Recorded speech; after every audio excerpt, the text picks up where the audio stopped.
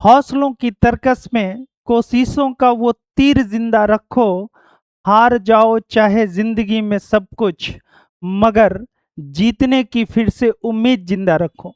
नमस्कार साथियों, Kanishka officers academy Darbhanga में आपका स्वागत है। और 72वीं बीपीएससी के लिए हम बिहार स्पेशल, और बिहार स्पेशल में आज हम लोग मॉडर्न हिस्ट्री के तहत बिहार में राष्ट्रीय आंदोलन देखेंगे। और इसके पूर्व का जो चैप्टर है वो हो चुका है, और आज हम लोग देखने वाले हैं साइमन कमीशन से। साइमन कमीशन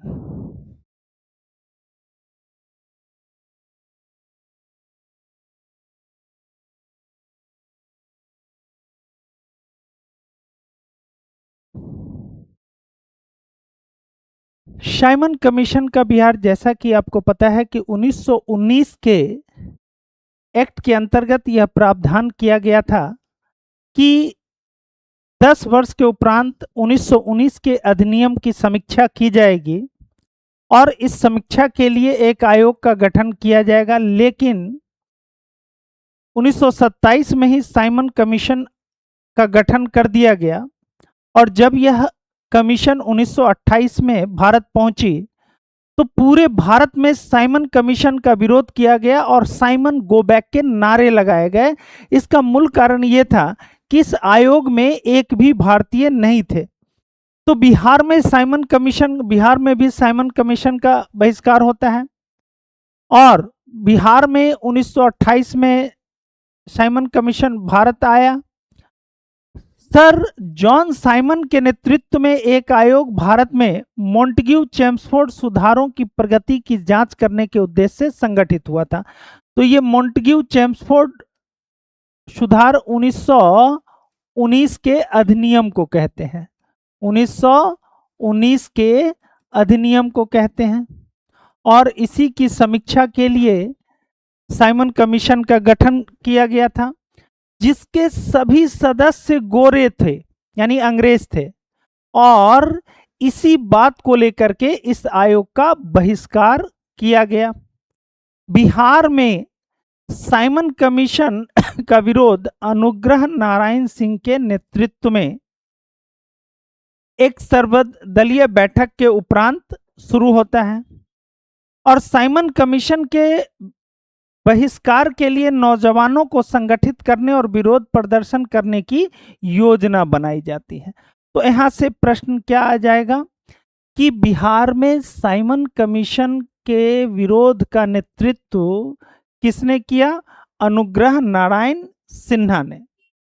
12 दिसंबर को आयोग के पटना, 24 दिसंबर को रांची पहुंचने पर इसके विरुद्ध प्रदर्शन हुए और काले झंडे दिखाए गए।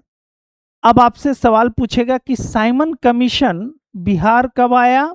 तो साइमन कमीशन 12 दिसंबर 1928 को पटना आया और 24 दिसंबर 1928 को रांची पहुंचा। तब रांची भी बिहार का ही हिस्सा था, और दोनों ही जगह आयोग का बहिष्कार हुआ और साइमन गो बैक के नारे लगाए गए। तो ये दो प्रश्न यहां से निकल के आता है कि साइमन कमीशन बिहार कब आया था? तो पहला 12 दिसंबर 1928 को। बिहार में साइमन कमीशन का विरोध किसके नेतृत्व में किया गया? अनुग्रह नारायण सिन्हा के नेतृत्व में किया गया। Bihar socialist party Bihar socialist party 1931 ईस्वी में ही गंगा शरण सिन्हा, राम वृक्ष बेनीपुर और रामानंद मिश्र, इन लोगों ने मिलकर बिहार सोशलिस्ट पार्टी नामक एक संगठन बनाया। याद रखेंगे सवाल, बिहार सोशलिस्ट पार्टी का गठन कब हुआ? 1931 में। सवाल याद करते चलेंगे, बिहार सोशलिस्ट पार्टी का गठन कब हुआ? 1931 में। और इसके संस्थापक कौन लोग थे? गंगा शरण सिन्हा, राम वृक्ष बेनीपुर और रामानंद मिश्र। ठीक है, यहां देख सकते हैं राम वृक्ष बेनीपुर, गंगा शरण सिन्हा और अन्य लोग भी थे जुड़े हुए इससे। लेकिन 1934 में पटना के अंजुमन इस्लामिया हॉल में बिहार सोशलिस्ट पार्टी की औपचारिक स्थापना हुई, जिसके अध्यक्ष बने आचार्य नरेंद्र देव। बिहार सोशलिस्ट पार्टी के प्रथम अध्यक्ष कौन बने? आचार्य नरेंद्र देव, जबकि इसके सचिव बने जयप्रकाश नारायण। और बिहार सोशलिस्ट पार्टी औपचारिक स्थापना इसकी कब की गई थी? 1934 ईस्वी में। हालांकि एक संगठन के रूप में इसकी स्थापना हुई थी 1931 में। सचिव जयप्रकाश नारायण। इसके अन्य सदस्यों में राम वृक्ष बेनीपुर, गंगा शरण सिन्हा, योगेंद्र शुक्ल, अब्दुल बारी, कर्पूरी ठाकुर और बसावन सिंह आदि प्रमुख थे। तो आप यहां देख सकते हैं कि बिहार सोशलिस्ट पार्टी के अध्यक्ष आचार्य नरेंद्र देव, सचिव जयप्रकाश नारायण और अन्य प्रमुख सदस्य में राम वृक्ष बेनीपुर, गंगा शरण सिन्हा, योगेंद्र शुक्ल, अब्दुल बारी और कर्पूरी ठाकुर, बसावन सिंह। ठीक है, तो ये लोग बिहार सोशलिस्ट पार्टी से जुड़े हुए थे।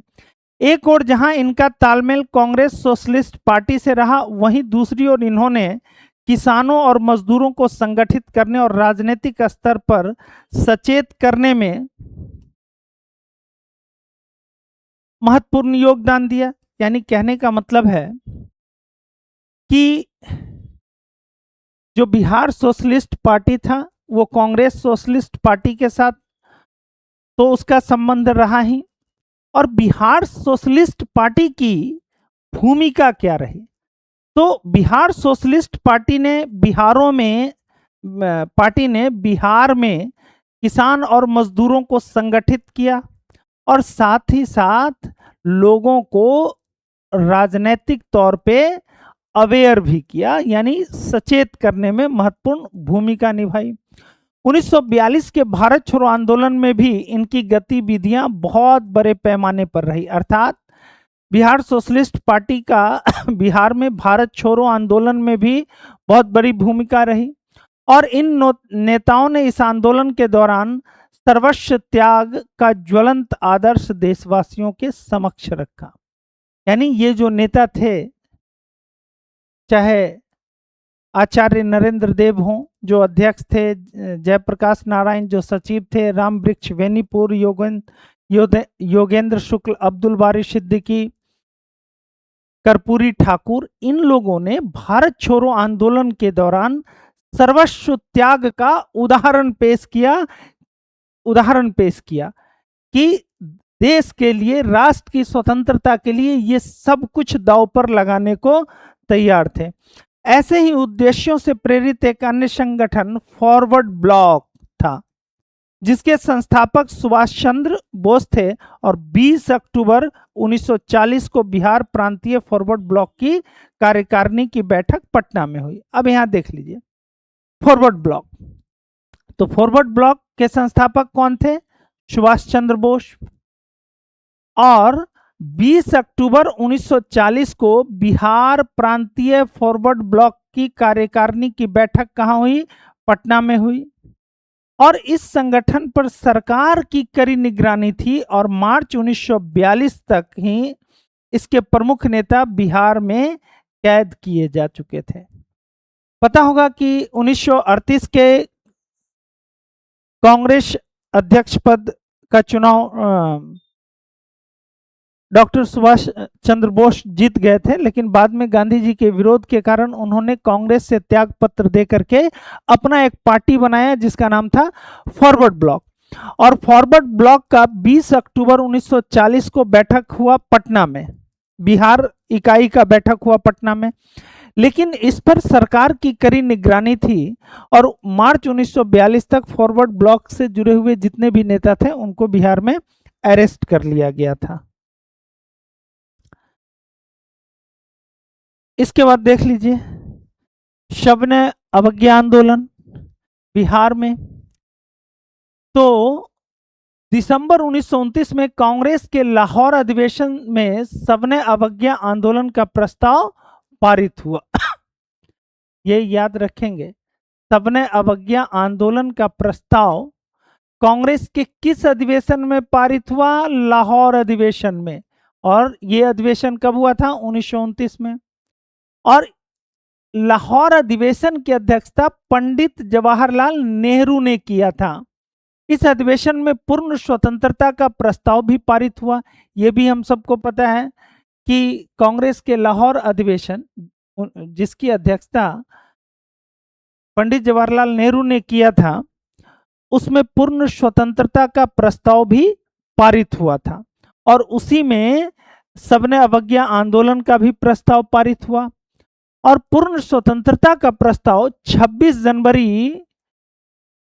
जनवरी 1930 को स्वतंत्रता दिवस मनाने का फैसला हुआ। 26 जनवरी 1930 को बिहार में स्वतंत्रता दिवस उत्साहपूर्ण ढंग से मनाया गया। यानी कांग्रेस के लाहौर अधिवेशन में की अध्यक्षता करते हुए पंडित जवाहरलाल नेहरू ने 26 जनवरी 1930 को स्वतंत्रता दिवस के रूप में मनाने का निर्णय लिया और उसका प्रभाव बिहार में भी देखने को मिला। 12 मार्च 1930 को गांधी जी दांडी यात्रा आरंभ करते हैं। ये देखिए, सबने अवज्ञा आंदोलन की शुरुआत कब होती है? 12 मार्च 1930 को। और गांधी जी की दांडी यात्रा शुरू होती है कब? 12 मार्च 1930 को, अक्सर पूछता है। और समाप्त होता है 5 अप्रैल 1930 को। यानी 12 मार्च से 5 अप्रैल 1930 तक गांधी जी दांडी तक की यात्रा करते हैं। और फिर दांडी पहुंचकर उन्होंने नमक बनाकर नमक कानून का उल्लंघन किया और सत्याग्रह प्रारंभ किया। इस नमक सत्याग्रह में बिहार के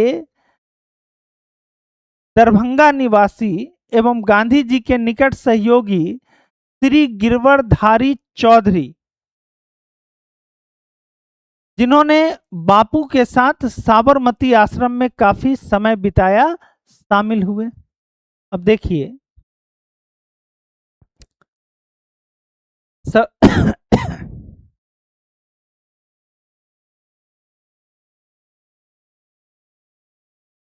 ये कारो बाबू भी इनको कहते हैं, कारो बाबू,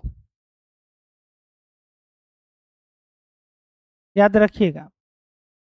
श्री गिरवरधारी चौधरी जो दरभंगा निवासी थे और गांधी जी के बहुत करीबी थे, ठीक है।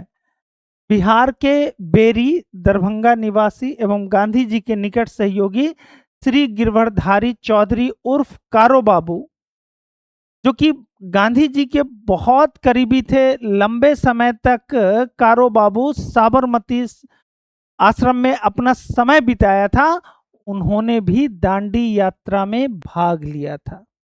तो यहाँ पर आपसे क्या याद रखना है कि गांधी जी की दांडी यात्रा में बिहार से किसने हिस्सा लिया था या भाग लिया था?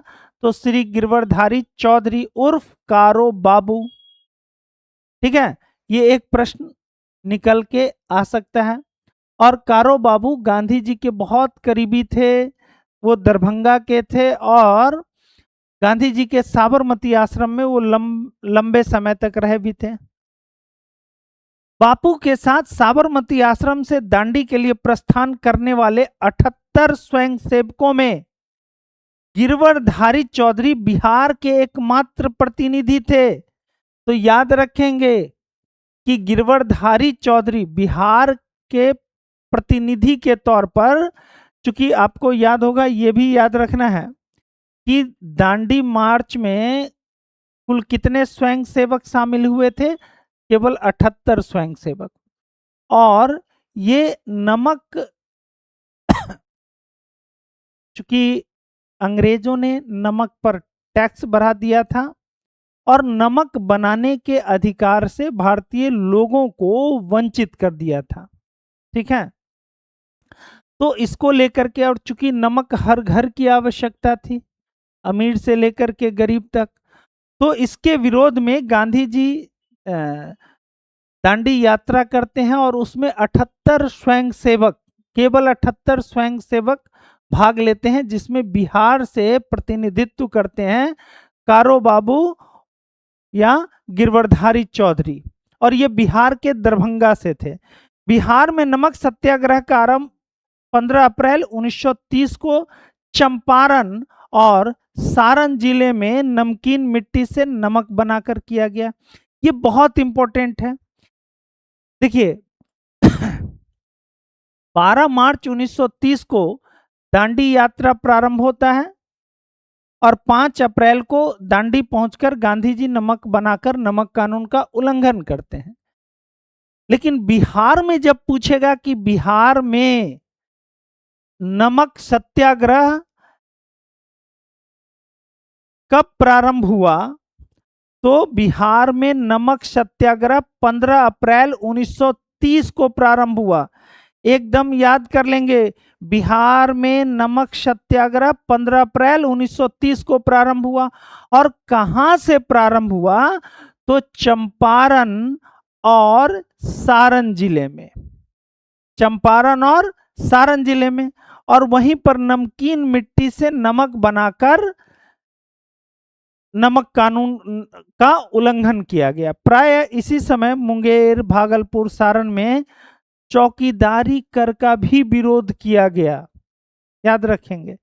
अब यहां साइड में ये देख लेंगे कि बिहार में नमक सत्याग्रह कब प्रारंभ हुआ, 15 अप्रैल 1930 को।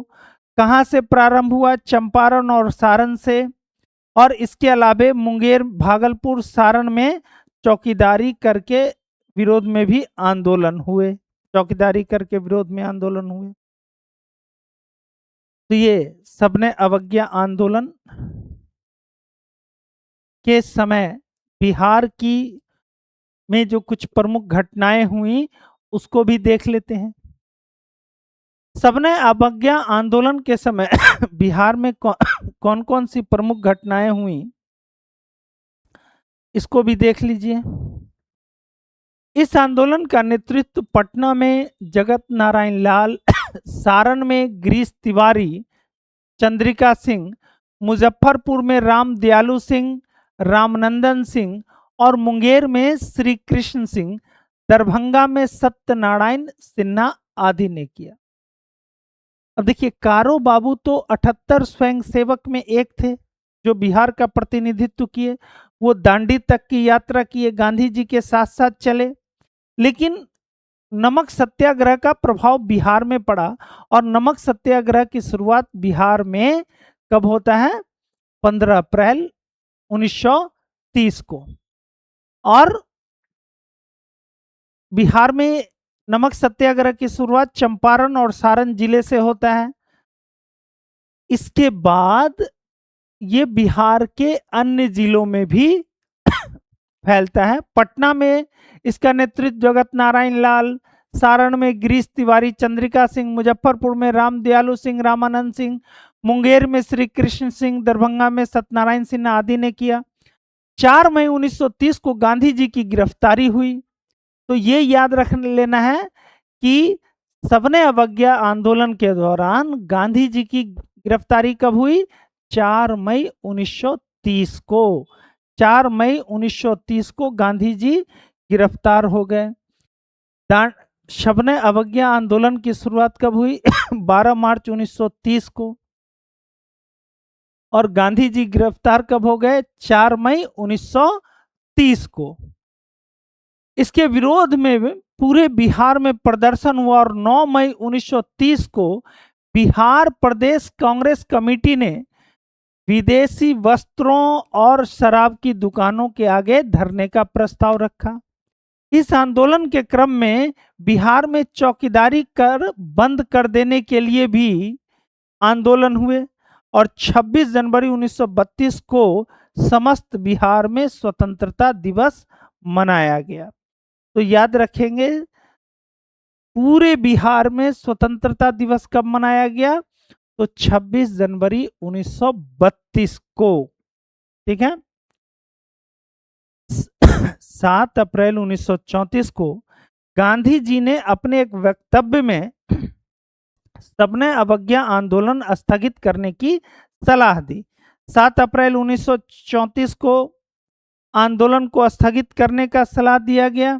देखिए आंदोलन बिहार लगभग बिहार चंपारण से शुरू हुआ, पटना, मुजफ्फरपुर, मुंगेर, भागलपुर तमाम जिले में ये धीरे धीरे फैलता गया और 26 जनवरी 1932 को बिहार में स्वतंत्रता दिवस मनाया गया। लेकिन जब गांधी जी को गिरफ्तार किया गया तो बिहार में क्या शुरू हुआ? विदेशी वस्त्रों का बहिष्कार, शराब के दुकानों के आगे धरना प्रदर्शन।